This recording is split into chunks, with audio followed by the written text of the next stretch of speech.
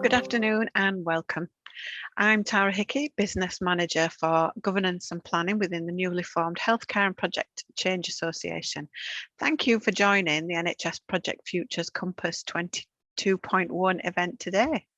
Just before I hand you over to Neil Pragnell, our first speaker for this session, may I just remind you all about the format for today. You'll see on the right-hand side of your screen a panel detailing chat, Q&A and feedback. The chat perhaps is obvious, and the Q&A is for you to put your questions to our speakers as and when you think of them. If you'd like, of course, and finally a feedback form to complete at the end of the session. Toward the end of Neil's presentation, there will be a Q&A session, and depending on the number of questions, there will be a poll of the top 5 to 8 to ask Neil. But more of that later. Now I'd like to introduce you to our speakers. We have Neil Pragnell, the Head of Portfolio Delivery for NHS Business Service Authority. He is also the Regional Network Lead for the NHS Project Futures North East region. Followed by Nick O'Reilly, Chief Portfolio and Prioritisation Officer for the NHS Business Service Authority, and GEMMA Day, Head of Portfolio and Planning and Assurance for the NHS Business Service Authority. So without further ado, over to Neil. Thank you, Tara, for the introduction, and welcome everybody, and thank you for joining us on this session. Conscious of the lunchtime slots and possibly a very hungry audience, so hopefully it'll be worth your time sticking around. So as Tara said, I'm Neil Pragnell from the NHS Business Services Authority. Thought I'd start off by doing a little scene setting and just a brief introduction around the Business Services Authority and kind of the services we do. So if you could move on a couple of slides, please, Tara.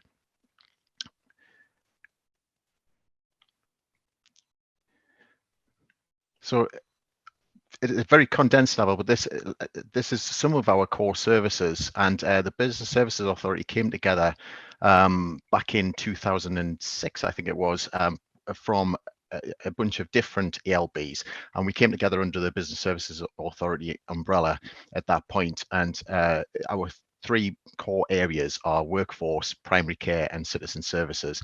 And as you can see there, some of the household names that hopefully people will recognize, things like NHS Jobs and ESR will be familiar to people. Our core operations around prescription processing and dental services payments, and also health exemption services to the UK citizens as well. So, and obviously the NHS pension scheme as well, which we'll all be familiar with as well. So we've got quite a range of core services, and they're quite large in scale. If you could move on to the next slide, please, Tara. So this is just to give a flavour of some of the scale of the services, and as you can see, it's quite high volume, high transaction services that we do provide.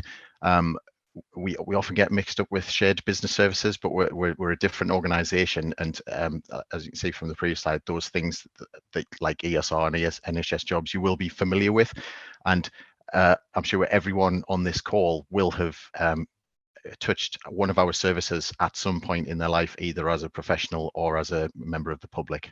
So that's the kind of the flavour of what we do in the BSA. So in terms of introductions, obviously Tara gave the introductions at the beginning, but how we're structured is, so my role is the Head of Portfolio Delivery, and I look after the project and programs in the delivery cycle. Thinking back to that, the MOP circular diagram, which we'll come to later, where the kind of the delivery arm of that, focusing on the standards and the frameworks and the delivery of those projects, and also heading up the business analysis function, and work very closely with GEMMA.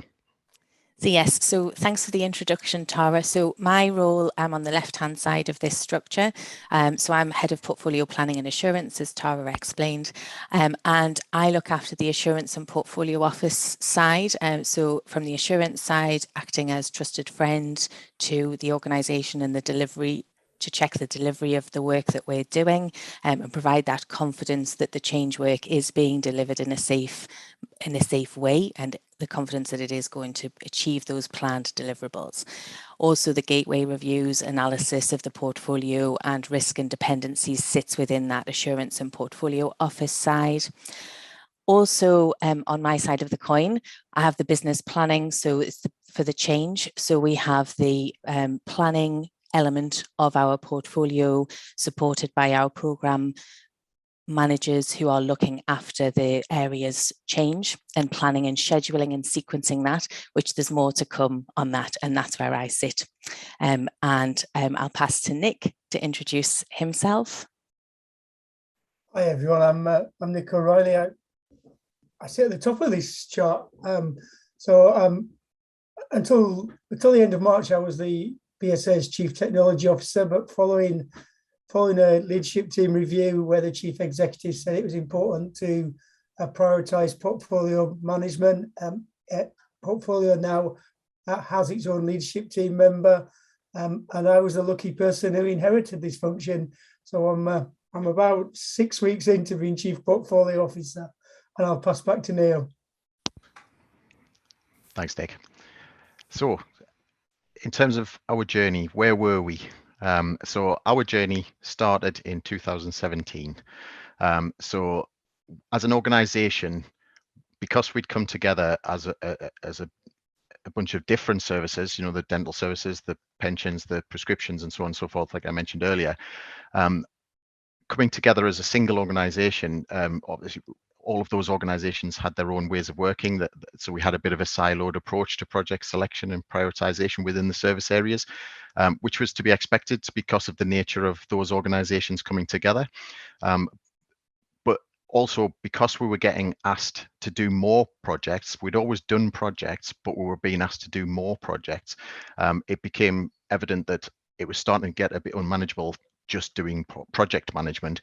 And I particularly like Stephen's comment around, we had a portfolio, we just didn't manage it as one. And I think that is perfectly sums it up in terms of how it was. So there was limited organisation-wide perspective to support decisions. So very much the decisions being taken at those local levels. Lots of projects all competing for same resources, so not much of the flexing to speed projects up, or as Stephen also mentioned, slowing some projects down if something else comes in to take its place. As a result, lots of reactive responses to the delivery demands, whereas we were wanting to be much more proactive, see what was coming down the pipeline and line people up for projects early, so that when we need to start that project, there is a delivery team in place ready to deliver them. We found that the leadership team members, who were some were also portfolio board members, were discussing pretty low level detail on certain projects that we just needed to kind of lift that out and become more strategic as a portfolio board, because there was a lot of detail being discussed, and that was kind of by the design at the time because of it coming from that sort of project based environment. There was a significant time spent resolving conflicts, moving project managers around, business analysts around, developers around, testers, everyone around, just to try and resolve those conflicts around making the projects have an allocation of team members. And ultimately, there wasn't that confidence that we were making the strategic progress that we wanted to. We had very strong ambitions of what we wanted to achieve, and we just weren't getting there fast enough. And it was because I think a lot of the change was sort of stepping on its toes, and therefore we're not making the progress that we needed to. So that was kind of some of the symptoms, and I'm sure that'll resonate with other people in their own organisations as well. Thanks, Tara. So yes, it wasn't all bad news, however. So we were, as an organisation, being asked to deliver more projects. We were looking at transforming our services more and how we could support the wider health system. So, more was wanted from us in terms of delivery as an organisation and delivering that change and changing how we did things. So that was really positive. There was absolutely a shared desire and commitment for us to improve how we were having that oversight and how we were controlling the delivery of our projects. And that was something that was really key. And we'll talk some more about that as we go through the presentation today. We did have a portfolio board, and that did have membership of some of our leadership team, but it didn't have all of the required membership of the leadership team at the time, all of the right people in the room at that portfolio board to be able to make all of the right decisions effectively and efficiently. So although it wasn't perfect, we did actually have a portfolio board in place. And we also had a growing portfolio team of project professionals that was increasing to grow, an appetite to have more people on the team. And I mean, Neil and I could probably spend the rest of our allocated slot talking about the fantastic professionals that we do have in the team. So I'll hesitate and not do that. But the point being that we did have that growing team of professionals, which was really fantastic and really helped drive things forward. We implemented professional lead roles within our team to be able to support that professional development of the people that we have, and also to support our resource management. So to really make sure that we were allocating the right people with the right skills and the right development opportunities to the correct projects as per priority. We had communities of practice that had been established, so we just started establishing those across our different roles within the teams, which was really helpful. And we had the support from the organisation for professional training and accreditation and recognition of that, which was obviously another really good positive that we had. And we had involvement in external communities, and we really started to step that up to have that involvement in external communities and networks so that we could share our learning and also learn from others. We could just move to the next slide, please. Thanks, Gemma. So at this point, I'd just like to play a short video of when we first started on our journey, and we were starting to develop some of the material and the design to try and get the thinking around, okay, how are we going to implement portfolio management? As that content was starting to emerge, I showed my daughter, and I'd like to play that video here. Lucy, tell me what you understand of that picture. And I haven't explained it at all to you, have I? No. So what do you understand of that picture? Well, I understand that there's loads of ideas that people think we should do for a project. Mm-hmm. And they're all going to filter them into this invisible filter. And some of the projects that they think is not that good, like not enough be worked on, gets rejected, and the other ones that they think they should work on should be held. And so the projects should go along this invisible conveyor belt.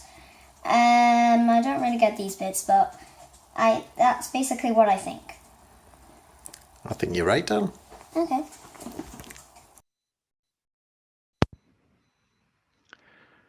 So I hope you enjoyed that video. I just thought it was it's one of my favorites, so I've kept hold of it because I just think it adds a bit of humor and humanity into this. And I don't know if I can add much more to that, actually, to be honest, but I will try. So this was the logical model that was on the screen in that video that we were talking about.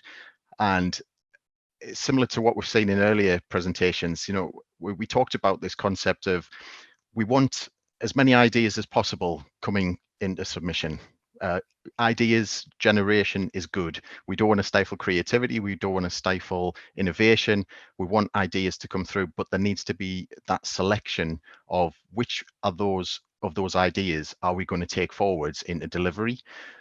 So at that filtration stage, there needs to be consideration around, for this proposal, this one doesn't align with strategy, or we can't afford it, it's too high risk, it's too complex, whatever it might be, we're not going to take that one forward. So that one was a reject. Also, there might be ideas that are really good ideas, but just not the right time to do it. So therefore we might put it on hold, and it might be a case of we have to wait until people come available. And then we'll pull it off the shelf and start doing it at that point. And then the other projects that do get the go ahead, that they are aligned with strategy, we can achieve them, they are going to deliver the benefits we want, they should go on the execution conveyor belt. So I think, say, once that prioritization and selection aspect has been done, what we're trying to do is we're trying to in the execute and deliver phase, is manage the projects that are being executed and delivered at any one time in accordance with the organization's capacity for change, both resources and just the general ability to change many things all at the same time from a change management perspective. So that's kind of what we're aiming for. And the theory being that if we do that and we get that right, once it gets over to the BAU and the benefits realization, you will deliver value, you will deliver benefits, and you will meet your strategic goals. However, if we can move on to the next slide. So does this feel familiar to anyone? I'm confident that it will feel familiar to people on the call. So we were very good at idea generation, but the decision around which projects to take forwards, there was very little, if any, projects that were rejected right from the proposal stage, and too many not put onto a back burner for, we'll deliver that later, we'll deliver that in Q3. And too many projects were starting to all try and run at the same time and be on that conveyor belt all at the same time. And of course, what that creates is challenges with resource allocation, challenges with capacity management, challenges with dependency management. And ultimately, because of that, a lot of the time we see a lot of projects taking longer, costing more, raising exception reports, and then you're not delivering that value, you're not getting the benefits, and you're not hitting those goals. So we knew we needed to change this, and so the concept was, if we can be smarter at how we take projects into the conveyor belt for delivery, we'll actually get more done. One of the other points that we definitely struggled with at the time, and we continue to work towards, is I've used the typical organization strategy. That mapping to your strategy is absolutely critical with your portfolio, as Stephen and others have talked about earlier. So a typical organizational strategy will have something along the lines of, we want to improve customer experience and satisfaction, we want to reduce costs, keep the lights on, we might want to develop new products and get into new markets. There's always, we would like to migrate to cloud, and there's the inevitable legal compliance. And what we found is that nearly all projects were linking to all objectives, and that created a lot of challenge in terms of the prioritization and selection of those projects. And the comment that was made earlier was, anything maps to anything. Well, if we can be tighter on that and have clearer strategic objectives and clearer linking to those projects that are delivering towards those objectives, it will really help visibility of which projects are your most valuable in your portfolio. Next slide, please. And I particularly like this quote from Joanna Rothman from her book, Manage Your Project Portfolio, because I think this sums it up nicely in terms of what the sort of the theme was that we were trying to get across. So it doesn't matter how many projects you start, it matters how many you finish. And if you're spotting in your organizations that you are starting at a greater rate than what you are closing, then that's probably indicative of some portfolio management that needs to be addressed. So what did we do? So if we could just move to the next slide, please. Thanks, Tara. So as well as checking that logical theory and kind of thinking that makes sense to us, we've tested it with Neil's daughter, it definitely makes sense. It's a bit of a robust theory, logical check. We then considered the theory as well. So what you can see on the screen here, it's the core tenet of management of portfolios. So you've got the two donuts there, portfolio definition on the left-hand side, portfolio delivery on the right. This is government best practice framework. It's best practice for a reason. And we really used this and considered this theory to consider where we currently were and how we could get to where we needed to get to. So you might note that in terms of the portfolio definition on one side and portfolio delivery on the other, that's actually reflected in the way that we've structured ourselves with the heads of service roles, with myself on the planning and definition side and Neil on the delivery side, and that healthy tension that we mentioned earlier.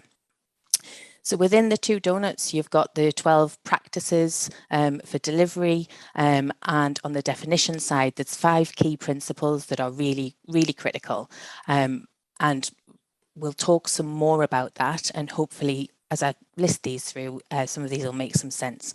So energized change culture, which is reflective in that organizational energy that I'll come to in a second, senior management commitment, governance alignment, strategic alignment, and portfolio office are the 5 key principles for the best practice for the management of portfolios, and having those 5 principles for the definition of your portfolio.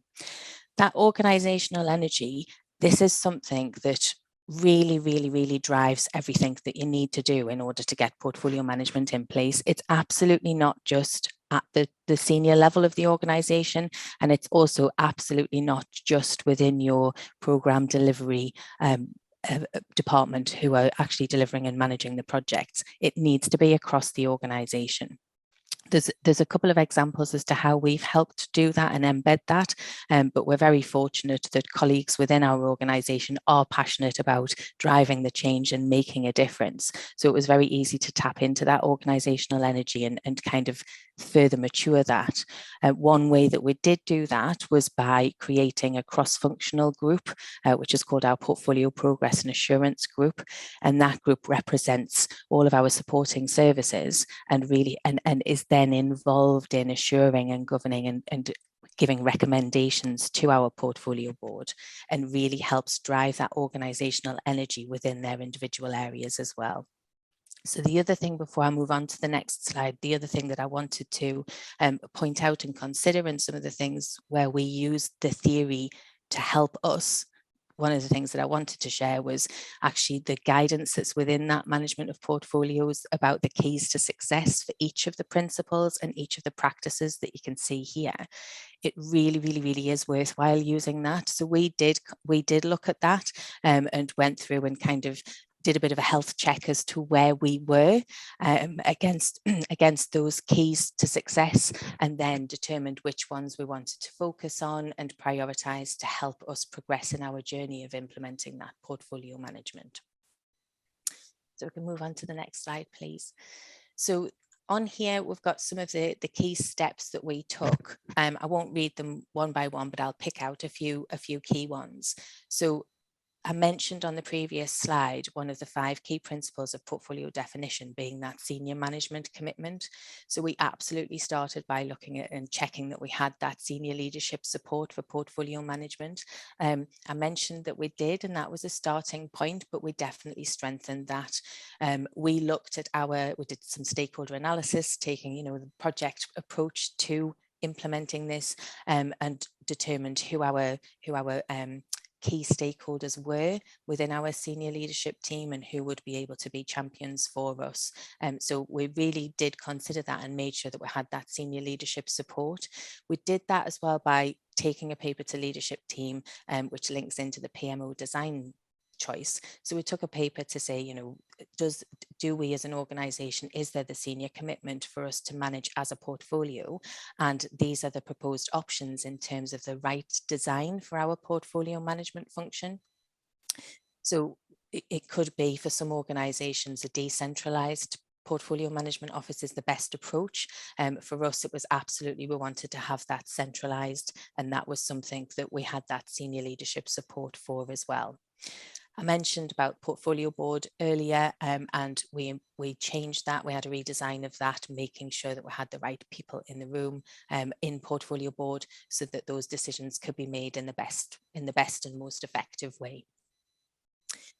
We also broke down the portfolio, so we created sub-portfolios and segmented that, and made sure that for each of those sub-portfolios that there was accountable SROs, so they were representative by our leadership team and the business areas.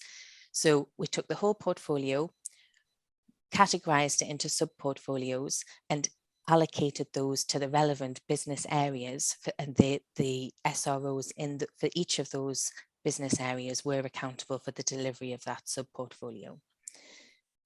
We also allocated assigned delegated authority and responsibility for some of the delivery of the portfolio, and I will talk about that in a future slide, so I'll give some more information about that.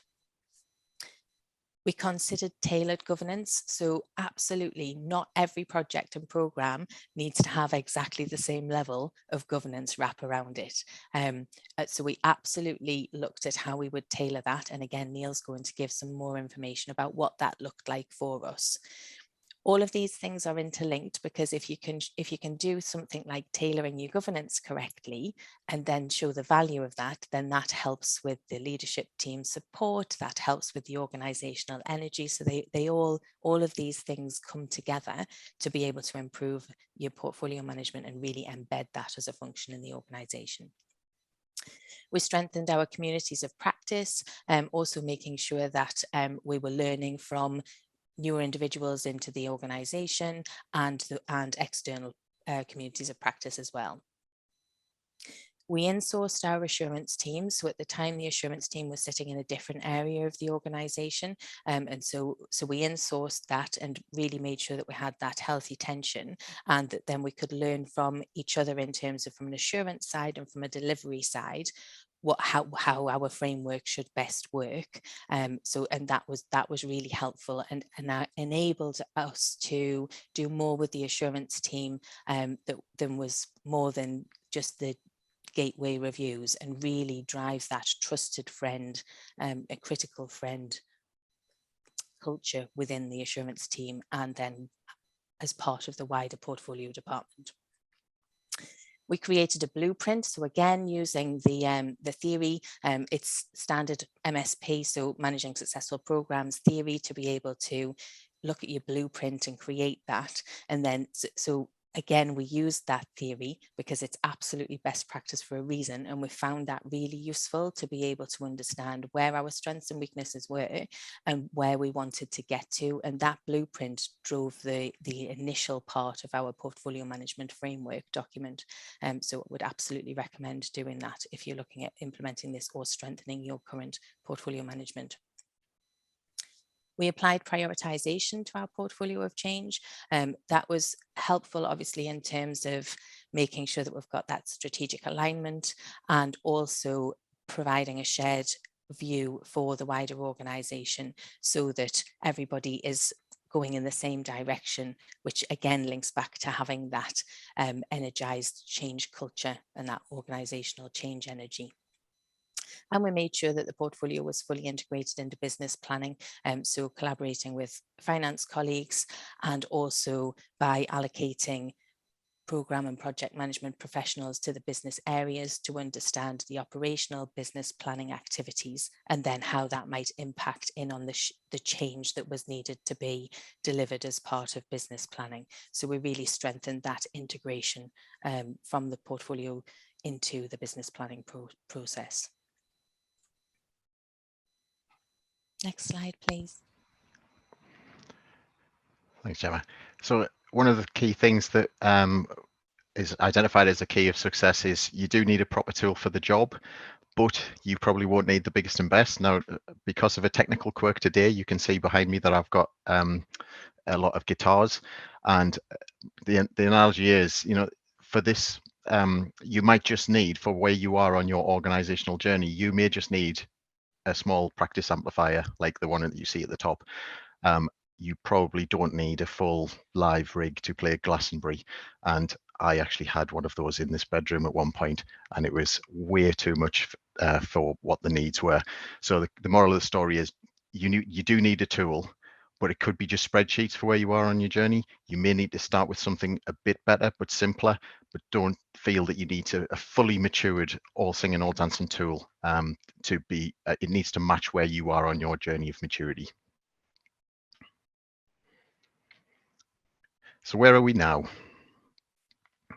If you could move on again, please, Tara. So current position is we became a dedicated standalone directorate as of April. So we used to be a department within our corporate services directorate, and now, as Nick mentioned earlier, portfolio directorate is seen as in its own right. It's become a directorate in its own right with a dedicated leadership team member. We've Nick will talk a little bit more in a bit around that CPO position that's now on the leadership team. We've got around about 80 professionals of varying disciplines, business analysts, project support, assurance team, project managers, and so on and so forth. And that's growing because of the demands that are being placed on us as an organization. We've put in a new management team layer, which again has helped with the growing of the team. We have a dedicated portfolio board that happens every month, which is dedicated to overseeing the management of the BSA portfolio at an enterprise level. And you know, again, in the past, that was sort of a small subsection of other meetings, whereas now it's a dedicated forum, often taking you know, a couple of hours to really get into the portfolio management focus, which is great. There is more increased professional capability across the team. So we've got Nick and a couple of other people who've got the MPLA, we've got chartered professionals, and we're increasing our amount of IPA assurance reviewers. I'm an IPA assurance reviewer myself, and big advocate for the value that brings for you to bring back to your host organization and share that capability within. And then a big kind of support is we've got the full backing of the CEO, which is so powerful. And only was it last month, I think, he even in his weekly blog wrote about the importance of portfolio management and the need to you know, professionalize the function in the direction of travel. So to have that backing from a CEO is a really powerful thing to have if you're trying to set up your own journey for portfolio management. So if you move on, please. So just quickly talking through some of the tools that we use within the BSA. So we have a concept of zones for scalable governance. So we term our, we sort of slice our initiatives and projects into 3 different zones. The zone 1 being the major strategic projects that are often multi-year, high complexity, high value. Some are on the GMPP as well. Zone 2 are the internal, mainly internal, often medium tactical projects, less complexity, but still have to go through rigor and project governance. And then zone 3 is the smaller continuous improvements. And as you can see from the green arrow there, we don't manage that. That is those projects that are managed outside of the project team, but are still part of the organization's portfolio of change. So that's how we apply scalable governance to our projects. Next slide, please. So in terms of the strategic alignment, so if you recall, I mentioned that was one of the 5 key principles for the portfolio definition. So what we currently do in terms of making sure that we've got our portfolio aligned with that strategy is all of our investment documents, so, you know, business cases and our change controls and change management documents, you can see how that work, that initiative, program or project is linking back to the strategy and our strategic goals and ambitions. That you can obviously, as the diagram shows, you can obviously have a project or a program linking to several objectives, but actually being able to align your whole portfolio of change directly back with your strategy is a really powerful and helpful thing. It enables you to use that information to be able to prioritize what you want to do and when you want to do it. And it also is that kind of extra check as to, you know, why are we doing this piece of change? What is that going to deliver? Also, from a portfolio point of view, we can then take a view as to, out of our full portfolio, 20% is working towards achieving that strategic ambition or goal, and therefore is that the right balance that we've got across our portfolio.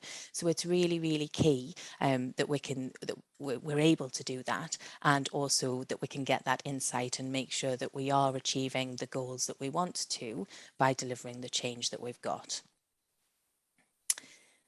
Just pop onto the next slide, please, Tara. Thank you. So in terms of I mentioned earlier in one of the key steps that we did, in terms of the delegated authority and responsibility that we've got for delivering the portfolio, this is just to give a quick view as to how we've segmented that and how the delegation of authority works for us within the organisation. So we've got that enterprise portfolio board, and then we've got business areas who have programme review boards within the business areas, and then feeding into those are the projects and then operational change. What that enables us to do is make sure that we've got we can actually manage by exception. So the projects at the project level have their own tolerances, they've got delegated authorities, and then when they need to ask for or when they need to escalate something or ask for additional resources or funds that are outside of their envelope that they have to work within, then that can be escalated up to the next level. Also, as you can see on the diagram, we have got major projects and major programs that go right into the portfolio board. But by actually grouping things in this way and having that devolved oversight, we're very much managing by exception. And what that enables portfolio board to be able to do is to focus on the right things at the right time and maintain that real effectiveness in terms of we're focusing on the things that we need to and not having to get into the detail of every bit of change and every bit of decision. So if you can get this right when you're implementing portfolio management, and there's lessons to be learned along the way, but if you can get this right and get this embedded, it really, really is effective. And it really is a great way to be able to make sure that you're managing by exception and get portfolio management working for you in the best possible way. So with that said, we're definitely not, we definitely haven't finished the journey at all. So we have come a long way from where we were, but we've learned a lot of lessons along the way, which we will come to, but there's definitely more for us. So in terms of the next step for our increased maturity, we've mentioned, and Nick's mentioned that Nick's recently been appointed to Chief Portfolio Officer, which is fantastic for us. So I'm going to pass to Nick to talk through what our the plans are, next steps. Thanks, Gemma. And before I talk to this slide, I just want to give a couple of reflections from a leadership team dynamic. So all of this has been achieved in the context of a leadership team that, like all leadership teams, can be quite tribal and can very much push their projects. So getting that enterprise-wide view is really important, and being able to manage those conflicts between what I wanted as Chief Technology Officer and what my colleagues wanted in an enterprise view. I'm not going to pretend we've got to the end of that journey by any means. The second thing I'd say, which is really important at a leadership team dynamic, is we're really good at turning the taps off on full, making sure they're jammed on full, the plug's in the bath, the water's overflowing, and then we put the elephant in just to make it harder, because we're really good at wanting more and more in our portfolio, but not wanting to take anything out. And I have a cartoon that I could have used, but Neil wouldn't let me. But it is that image of an overflowing bathtub with an elephant in it. And that's an image that I try and use to tell the story of we've got to do things differently, because the portfolio management function and the other enabling functions trying to deliver these projects can't carry on in this constant oversubscribed aspect. And I think that the third thing I'd say is we need to be really much better at how we prioritize. And some of that will come up and bite us is we need to balance change and transformation, new services, with maintaining, sustaining the business. So we haven't had a good view on projects that deal with sustainability and technical debt. So despite everything that we've done, there are still those big leadership challenges. And those, to some extent, came up because there was an internal audit review of portfolio management. And one of its big messages, which, I mean, by and large, it was very complimentary, but one of its big messages was leadership need to give more attention to it, which I think was part of why the chief executive decided it needed a leadership team position of itself. And from there, so we know we need to look at things. We know we need to better embed with things like the functional standard. There's a big thing about capacity and capability. we have good capabilities, but we don't have the capacity to deliver everything we're asked to deliver. So we need to continually have those conversations, and we need to look at if we are moving to a more accredited professional standards as a profession, that also is going to need some difficult conversations with our colleagues, because it means investing in people and investing in training, which will be a challenge. And that includes both in the PMO function, but people leading projects, whatever level of project they are. So that, in a nutshell, is where we are and some challenges for our leadership. And next slide, please. Thanks, Nick. And I'm not sure who I'm handing back to. It's me. So in terms of lessons learned, just the next slide's got some of the key lessons that were learned, and that is absolutely, that Nick said, is still something that we're still progressing on. That senior sponsorship's absolutely paramount. You do need to have that before you can start. In my opinion, it really is going to be difficult if you don't have that senior sponsorship. And yes, as Nick says, absolutely, that's then we're strengthening that, and that's a continued that it's been recognised, and that we've got that, and that's being continued with Nick's appointment as well. The second key lesson is, don't underestimate the amount of communication that's required to really embed the new ways of working and the different ways of working. I can't really say more than that. Don't underestimate it. It takes a lot more, and it's not just telling, it's not just talking about it once. It needs to be communicated across the organisation and made real to people, which links into the third. Don't just use the terminology that's in the books and in the training courses. Make it real for you and your organisation. So when we started talking about the programme review boards, that was kind of new language, but it made sense to us because of the way that we'd structured ourselves and given that delegated authority to the business areas, and kind of now it's just standard terminology, the PRBs. It's just one of the acronyms that exists in our organisation because it was relevant to us and we could make it real, and it was the business language as opposed to something that might not fit your organisation. So really do consider that. Thanks, Gemma. Lessons from me as well. Start small, but think big. And there's a bit of a delicious irony in terms of implementing portfolio management, and it's all about prioritization.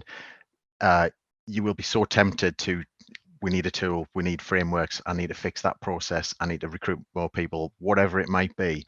There will be so many things that you want to tackle that I would encourage, just start small, because the challenge is, what do I fix first, and what's going to give me the most bang for my buck first to take us forwards on the journey.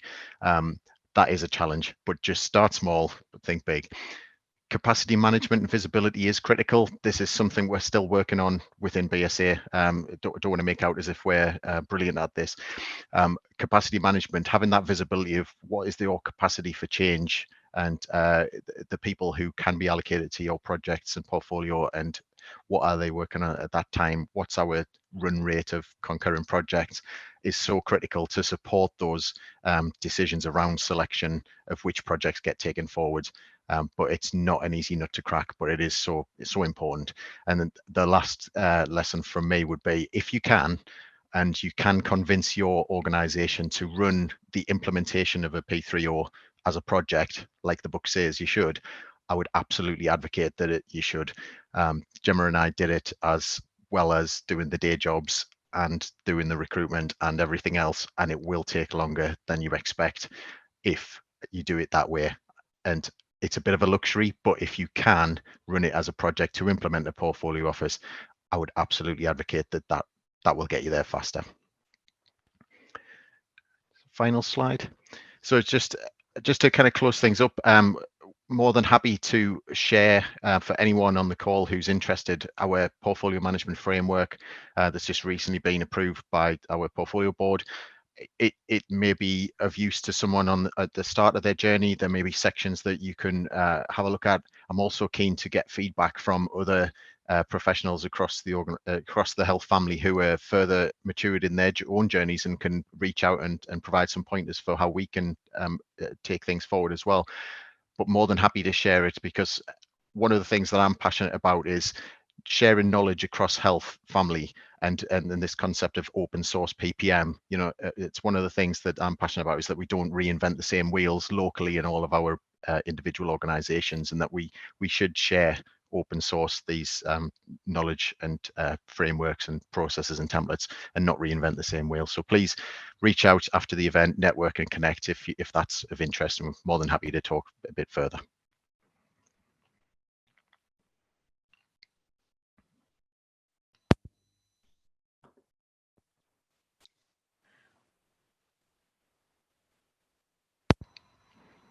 Hi there. Hi there. Okay, thank you very much to our speakers for that. That was a fantastic contribution. And thank you all for watching. We've got questions now. If you're ready.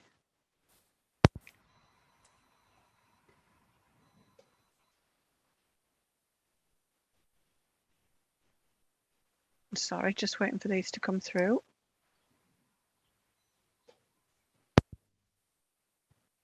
Okay, so how often do you undergo a full prioritization of your delivery portfolio?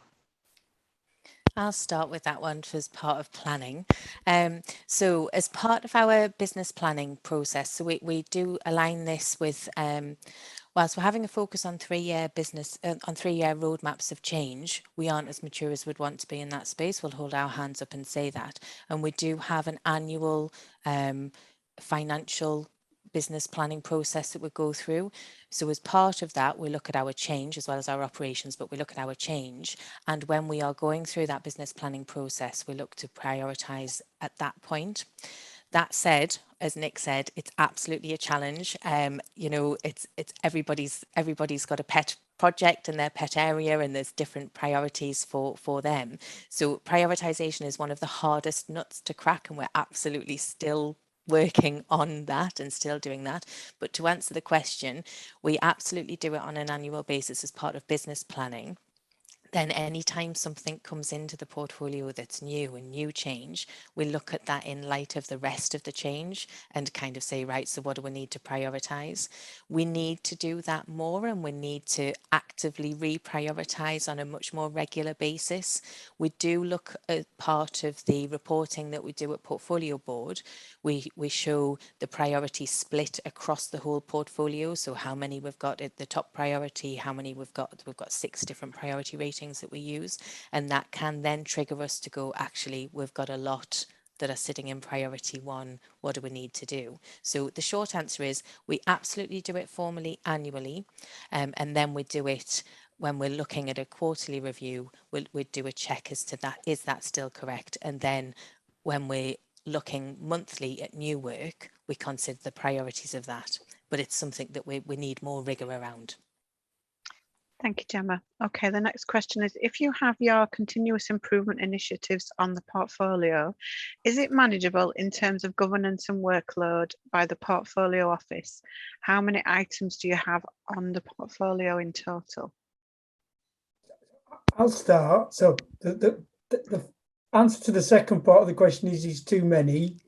So the last time I looked, we had 83 projects, of which 38 are projects managed by the portfolio and 45 are our zone 3, which aren't managed through the portfolio. But we also have 22 on the backlog. And almost certainly we'll have another one by the end of this call, directed or sent to us. So there still is too many. And I think that's one of the reasons why the concept is of the continuous improvement zone 3 has a very light touch governance from the portfolio office. So we are trying to put our core resources attention on the bigger projects, and that is a deliberate design construct, but I don't think any of us think it's a perfect design construct. Thank you. Okay, so the next question is, does the portfolio team have any interface at all with zone 3 projects? Referencing the green arrow in the previous slide. I'm happy to have start with this one. So yes is the short answer, in terms of that they are managed on the business area roadmaps for visibility and oversight. Potentially there could be some of those smaller initiatives that have a dependency on one of the zone 1 or zone 2 projects, and therefore the project managers and business partners in that area need to have that visibility to be able to manage the whole. However, what we don't do is we don't project manage it at the zone 3 work. So that does create a challenge, and that is something that we're working on at this point in time, actually, in terms of tightening up and defining what is the governance for the zone 3 work when it's not formally managed by a project manager, and what does that look like without overburdensome bureaucracy or governance being applied to it as well, because it isn't as complex as a project. It just needs to be managed well, and that for me kind of strays into you know, something we've talked about in the Department of Health Heads of Profession group, of where projects are being managed by non-core professionals. It's that kind of style of work. So we need to keep visibility of it. There's more to be done, but we don't have direct management oversight of it. Thank you, Neil. Okay, the next question is, what zone would you typically place change initiatives on existing / live running services? That's a good question. I'm happy to go with that one as well, but I thought Nick might want to take this one because it links into product management. Oh, okay, if I take this one, can I also take the next one, which is what zone does the project go in? Zone 1, 2 or 3, depending on the size and scale of the project, is the honest answer. So we have some projects running, maintaining services which do need significant reinvestment. Some of our niche applications are 10, 15, 20 years old. So it depends on the nature of the project. I think we will have some big change programs, some big standing up new services, and some big work to upgrade, maintain existing systems. But we'll equally have some small ones. So you've got to look at it on a case-by-case basis. You can't predefine because it's an existing application that you're going to put it into zone 3. I was just going to add to that. It was one of the models that we're working towards, and this is part of early stages of the journey, but we're very much working on a concept of the project delivers the product, the service, whatever, but a product team needs to be in place to keep that product alive and iterate and, you know, keep it relevant. But the project has moved away by that point. The project's long gone, but the product team keep those changes going. And from our perspective, that is beyond what is project delivery. Gemma, did you have anything to add before we move on to the next question? Covered. Thank you. Okay, so how do you prioritise in-flight projects? Are you organisationally ready to stop projects and in order to meet new priorities? So in terms of prioritising the in-flight projects, so again, that's something that can be done as part of business planning. In terms of if something new comes in, and then are we ready to stop projects for something new that's come in that's a higher priority? Yes, we are, and we do, and we have done. So the nature of some of the change that comes into our organisation is that we haven't always had foresight that will come. So something might come that's landed because something perhaps has been said by a minister or committed to elsewhere that then means that there's actually we absolutely have to deliver this piece of change. And then that's a discussion at portfolio board to say, we propose that this change work over here gets either put on hold or a lower priority because we need to make space for this new one, and then pivot our teams accordingly to that. So to answer the question, yes, we are, we do, and we do it by getting that agreement with portfolio board. And to give the other flavour of that is, it's probably the hardest thing we do, and it's never easy and never comfortable. You know, we have had over the last probably over the last couple of months, we've had 2 or 3 more urgent projects hit us with high profile, directed directed with fixed deadlines, so we have to be agile enough to change.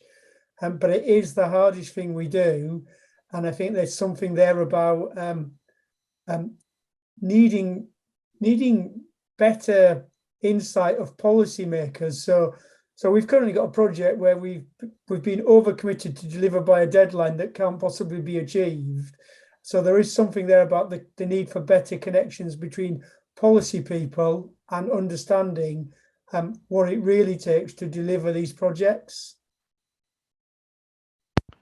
And I would just add, prioritization's hard, but it's a lot easier than deprioritization, which is a lot harder. Thank you. Okay, so do you use a tool for your resource planning or something like a spreadsheet? So we have a tool that we use for some resource planning, but not at an enterprise level. The key challenge is having the data visibility of what the capacity for change is.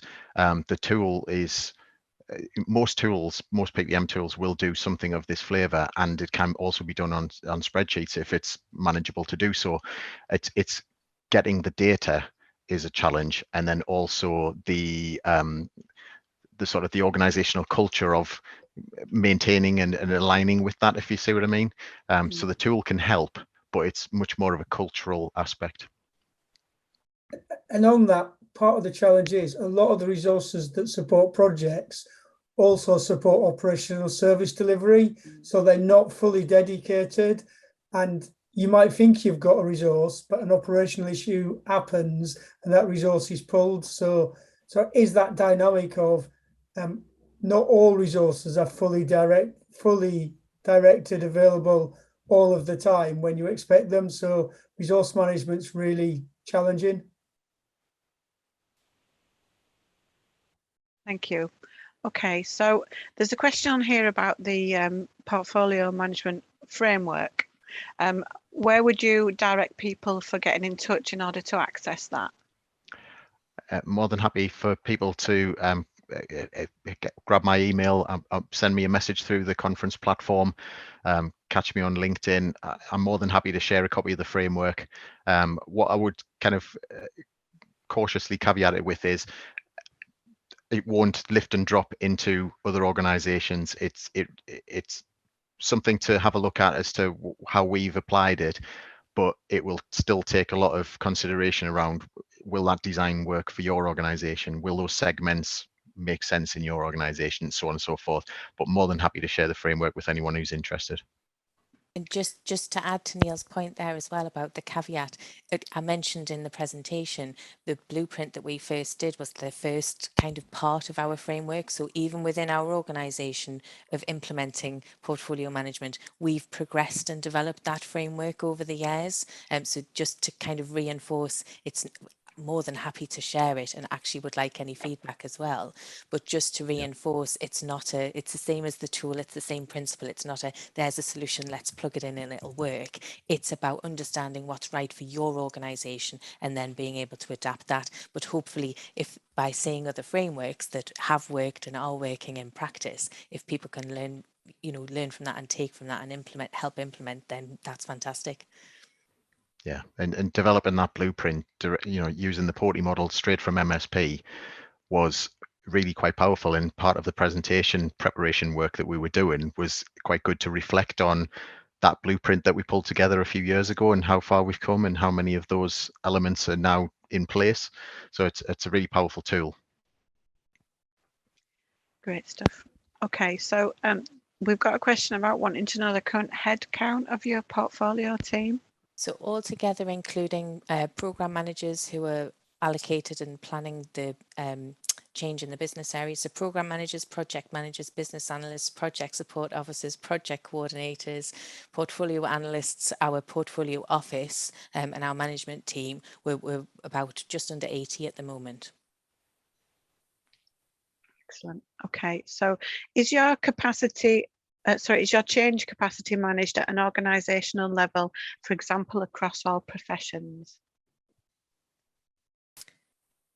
So that one, I think in terms of capacity management, so that as Nick mentioned, one of the challenges that we have for resource management and capacity management is that people who are delivering change and supporting the change projects are those same people who are delivering the operations. So in terms of the capacity as an organisation, it's something that's a real challenge for us to understand the capacity that we have to deliver the change and the operations together, because people need to work on both. So actually capacity management is one of our future kind of next steps, tough nut to crack, in terms of how we can get a stronger enterprise level view of what our capacity to deliver change is.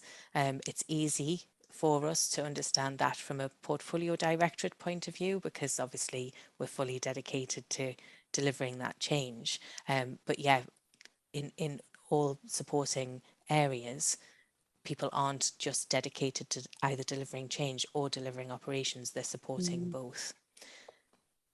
I think the final question we've got now is going to be, who chairs your portfolio board? Really good question, because currently it's a rotating chair of leadership team members from the operational functions, but we're deciding who should chair the board in the future, so it may change very soon.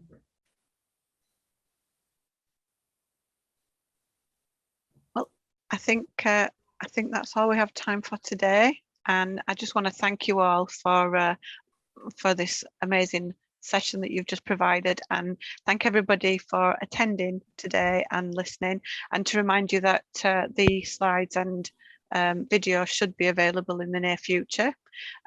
Also, to just ask you, now that we're going for lunch, please do take this opportunity to stretch your legs and get some fresh air if you can, and we will see you back here at 1:30.